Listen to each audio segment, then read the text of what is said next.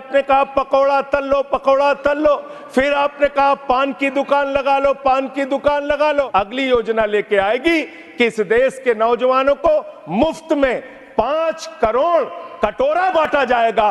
भीख मांगो योजना, भीख मांगो योजना लाने का काम ये लोग करेंगे। इनका बजट पड़ रहा था मान्यवर, जेलों को भी इन्होंने कम बजट दिया। अरे जेल का बजट तो बढ़ा दीजिए, 300 करोड़ रुपए जेल का बजट बढ़ा दीजिए।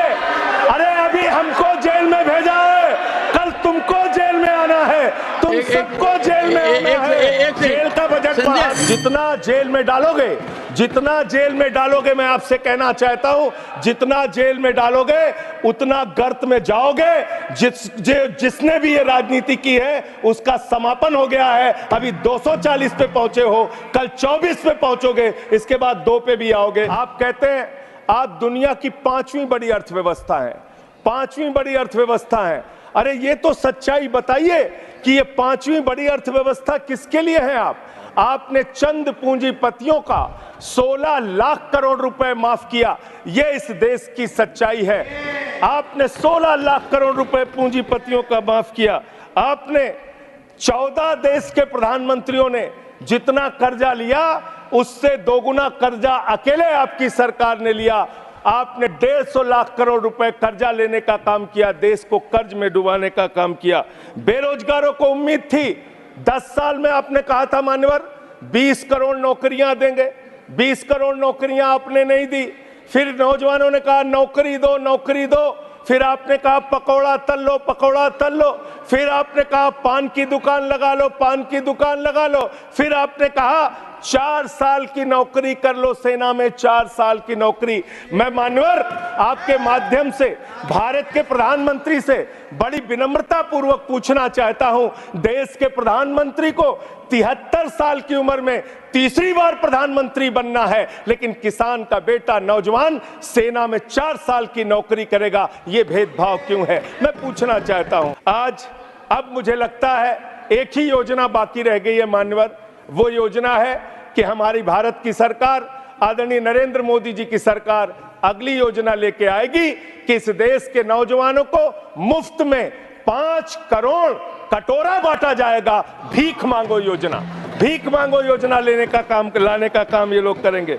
मान्यवर इस देश में आपने अर्थव्यवस्था को लेकर कहा 5वीं बड़ी अर्थव्यवस्था है, वो 5वीं बड़ी अर्थव्यवस्था का लाभ किसको मिल रहा है? आपके चंद पूंजीपति मित्रों को, जिसका 16 लाख करोड़ रुपए आपने माफ किया। मान्यवर मैं बड़ी विनम्रता पूर्वक आपके माध्यम से पूछना चाहता हूं, क्या इस देश की अर्थव्यवस्था में रेहड़ी पटरी वालों का कोई योगदान नहीं?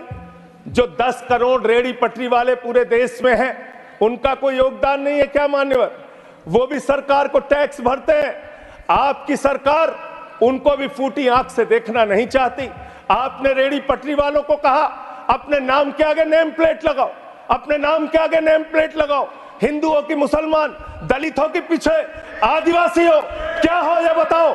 मैं पूछना चाहता हूं, आपके माध्यम से सरकार के कहना चाहता हूं मान्यवर, अगर नेम प्लेट लगवाना है तो लगवाइए गले में नेम प्लेट। नीरव मोदी के गले में नेम प्लेट लगवाइए कि 20,000 करोड़ रुपए हिंदुस्तान का वो बाकी है, लगवाइए नेम प्लेट। 10,000 करोड़ रुपए विजय माल्या हिंदुस्तान का बाकी है, लगवाइए नेम प्लेट गले में ललित मोदी के कि 3,000 करोड़ रुपए हिंदुस्तान का लूट के भाग गया, लगवाइए नेम प्लेट मान्यवर। मैं कहना चाहता हूं नितिन संदेशरा के कि वो 6,000 करोड़ रुपए हिंदुस्तान का लूट के भाग गया, लगवाइए नेम प्लेट। अडानी के कि 2.5 लाख करोड़ रुपए का कर्जा आपने एक आदमी को दे रखा है, लगवाइए नेम प्लेट उन पूंजीपतियों को जिन्होंने हिंदुस्तान की बैंकों को खाली करने का काम किया। मानव कोई अपने ढाबे के आगे अगर वाल्मीकि ढाबा लिखेगा तो आप लोग उसके यहाँ खाने नहीं जाओगे। मैं जानता हूं आपकी मानसिकता। आप वो लोग हैं जिन्होंने भारत के तत्कालीन राष्ट्रपति श्री रामनाथ कोविंद जी को प्रभु श्री राम के मंदिर के शिलान्यास में नहीं बुलाया। आप वो लोग हैं जिन्होंने मौजूदा राष्ट्रपति श्रीमती द्रौपदी मुर्मू जी को राम मंदिर के उद्घाटन में नहीं बुलाया। आप दलितों से, पिछड़ों से, आदिवासियों से, अल्पसंख्यकों से, मुसलमानों से नफरत करने का काम करते हैं। यह आपकी सच्चाई है। इसलिए नेम प्लेट मत लगवाइए। नेम प्लेट लगवाना है तो जिन्होंने देश की बैंकों को लूटा है उनका नेम प्लेट लगवाइए। इन लोगों से कहा शिक्षा से इनका कोई लेना देना नहीं है, शिक्षा से इनका कोई लेना देना नहीं। मान्यवर, क्यों लेना देना नहीं है? क्योंकि दिल्ली विश्वविद्यालय में मनुस्मृति पढ़ाने जा रहे हैं ये लोग। मनुस्मृति पढ़ाएंगे कि दलितों के, पिछड़ों के, जिनको आप शूद्र कहते हैं, आप शूद्र कहते हैं, अगर वो श्लोक सुन लेंगे तो उनके कान में पारा आप कैसे डालेंगे? ये पढ़ाई आप कराने जा रहे हैं दिल्ली विश्वविद्यालय में, ये पढ़ाई आप कराने